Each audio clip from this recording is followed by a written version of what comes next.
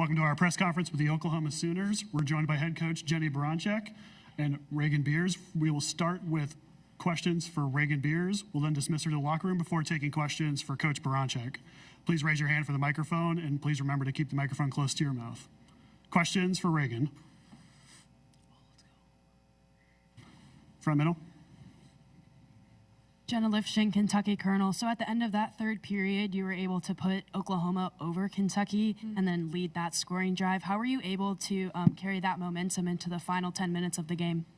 When we have a lot of energy on the bench like we did, coming out into that third quarter, going into the fourth, that energy from the bench onto the court just fuels us, and it fuels every good team. But today I feel like we played with intensity and we played with fun. And when we play with that energy and we have fun as a team, it really pushes us over that hump, which you saw in the third quarter leading to the fourth. Front row. Caroline Mikowskis, Lexington Herald Leader. Raegan, will you please talk about what it's like to match up against Clara Strack? Man, Clara Stratt's phenomenal. Obviously, just a great defender, long, lengthy, really hard, moves really, really well, has a beautiful shot on the outside.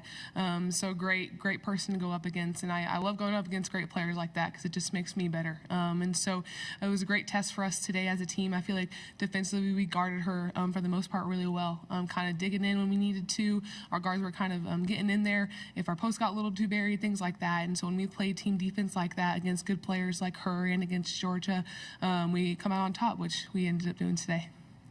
Just before the game started, you were named one of the 5 finalists for the Center of the Year award. I want you to talk about what that means to you. Well, that's cool. That means a lot.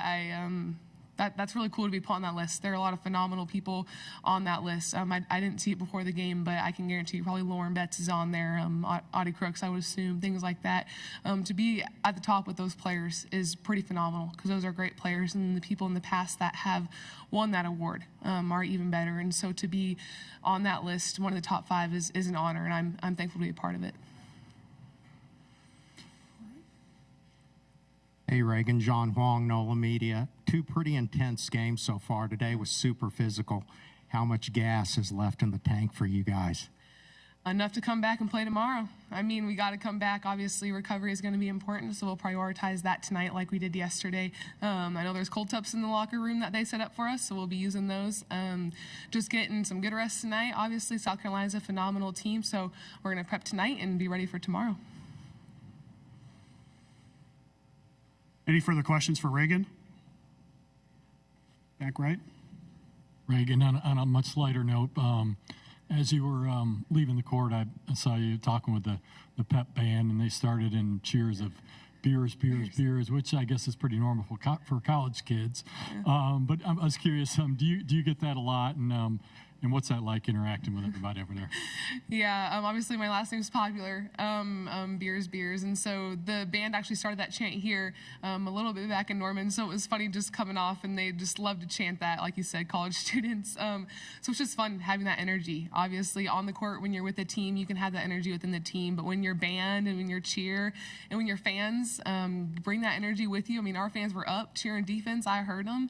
When you have that energy, that just fuels you even more. And so to have a band like that that's willing to do all of that and bring the energy with us along with our team, along with our fans, it's a fun environment to play in.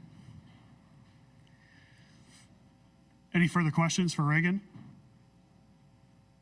All right. Thank you, Raegan. Thank you.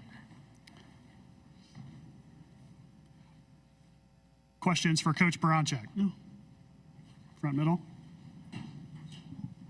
Coach, last time you played this Kentucky team, you really struggled to stop specifically Georgia and, I mean, pretty much the whole offense. What did you tell your team tonight going into it, and what did you know had to change in order to beat this team?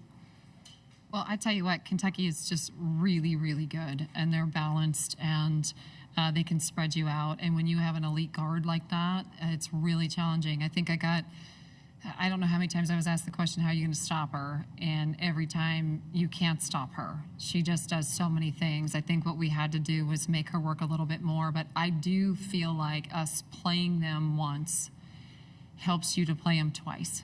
And that's something that we'd never played her before, and she was really great. And what she does so well is she creates so much for them. So even though she's such an efficient scorer and she's an elite scorer, She can create so much for other people, even when it doesn't even come out as an assist, right? It might be a pass, it might be a hockey assist.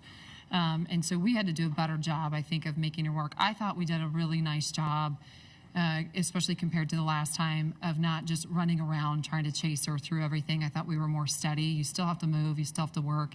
But how about Zaya Van, our freshman? I thought she did a phenomenal job.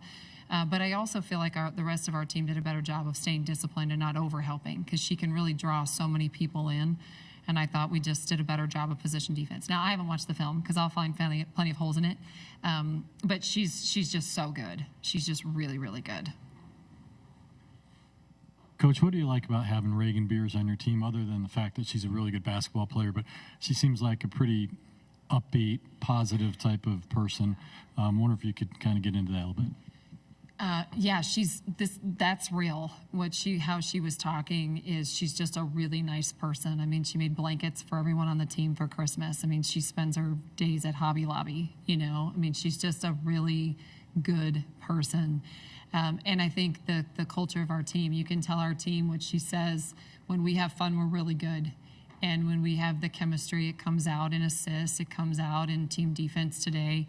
But this team has really built a lot. And I think when she's really assertive on the floor, the way that she was, she's really inserting just her personality, and she's a leader.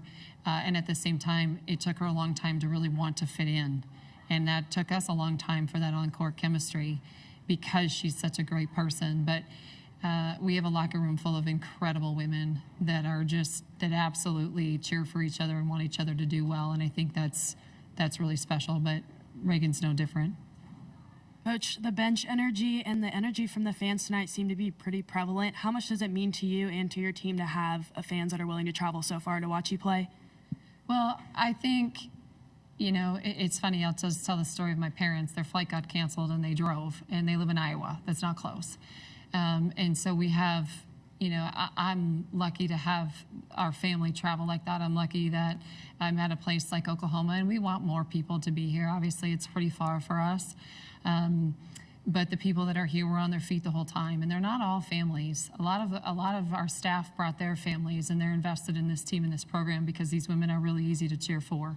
They're just an incredible group, and I love that. You know, Landry Allen was just in the locker room. She stepped up, and, you know, you have to have a Landry on your team who comes in every day with a smile on her face, and we don't see this a lot in college athletics, right? She's on scout team every day, and she just has a good attitude, and she doesn't get in a lot of the games. And then today, she came up really big in probably the quote-unquote biggest game of the season. And you know who the first person cheering for her is Beatrice Culleton. And Beatrice Culleton was a player that her time got taken by Raegan's, and Landry took Beatrice's time today. So when they're all cheering, like, that's real. You can't make that up. And so this team is a fun team. They're really, really, it's a deep, deep team, not just from a talent standpoint, but deep connection. So it's easy to have some energy on the floor. You didn't need all that, but you got it. Sorry. Yeah. Hey, Coach, over the course of this season, Kentucky has been known to be susceptible to teams that play very physically. They've also had depth issues. How much of your strategy was geared toward those two areas, beating them up and tiring them out? Well, let's not act like it wasn't physical both ways. I think it was physical both ways. And their length is so, you know, you can't go over that in a hotel ballroom in a scout. You can't go over that with scout teams. So this league is physical. So it wasn't our intent to come in and just be physical. In fact, I think we need to get more physical in a lot of the games, especially on the rebounding edge. They got the rebounding edge. So I feel like it was just an SEC game that was a physical game. But the intent is just to do whatever you can to continue to get better. And I feel like that's, you know, we were lucky to be able to make the run at the right time. Any further But questions? they're very good. They're very good. Sorry. This league is good. No, I cut you off. I'm sorry. Any further questions for Coach? Thank you. Thank you, Wilmer. Coach.